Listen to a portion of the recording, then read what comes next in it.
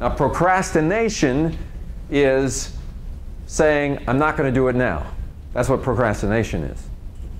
And what we're saying here is, yeah, I'm not going to do it now, but I'm going to make a decision. I am going to do it, and make a decision when I'm going to do it, and I'm going to make a decision about what the priority is, and I'm going to put it in a system that is now going to keep track of all of that stuff for me. That's a big difference from procrastination. If you don't have a system that does that for you, then what you're doing is procrastinating. You're saying, I'm not going to do it now. Next.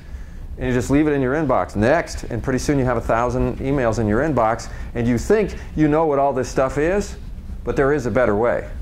There's a worry curve issue that happens sometimes, okay? I like to move the worry curve up as much as I can. So let's say, for instance, I have this is time on this axis, and I got a deadline that's right here. And I've got a big project that has to be done, right? So my daughter, what she used to do, let's say it's 2 o'clock in the morning, I see a light under her door.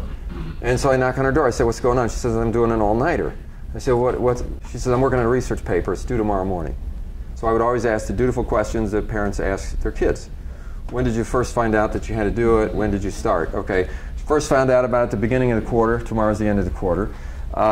She started on it an hour ago, right? And it's due tomorrow morning, right? So what happens is the worry curve looks something like this. So this is worry, and this is time. And her worry curve looks like this. Okay, so she starts to worry about it the day before, and now she has this much time to get the thing done. And so what I want to do is I don't want to live like that. So I create worry curves for myself by setting little deadlines everywhere I can. So when the email comes in and I realize that it's something that I have to do, I decide when I'm going to get it done.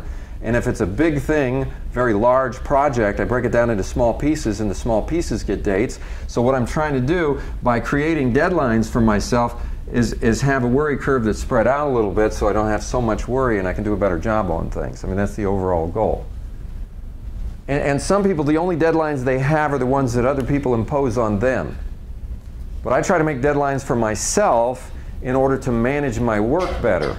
So I make decisions as soon as the email comes in. If I commit to do something, I commit to when to do it, and then I work it into a system that manages that stuff. And then, see, if I say I'll try, I have a nebulous view of all the stuff that's on my plate. But if I'm continually setting dates for myself and I'm going through a system and I'm seeing all my commitments and so forth, I have a better understanding of what I can and can't do. If you come to me and say, can you do this?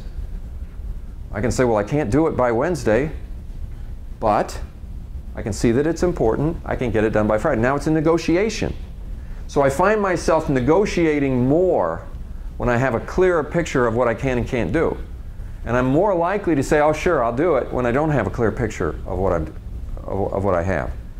So it becomes helpful just in terms of, because the thing is, I don't want to commit to something and drop the ball later on. And for some people, they don't like the uncomfortable situation of saying, I can't do it by your date. That's just too uncomfortable. So they say, yes, I'll try. And that feels better. It seems more amiable.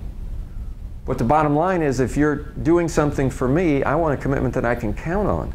I don't want to come in that date and you say, well, I just had so many things. Oh, you just don't understand all the things I have. Say, well, yeah, but I counted on this.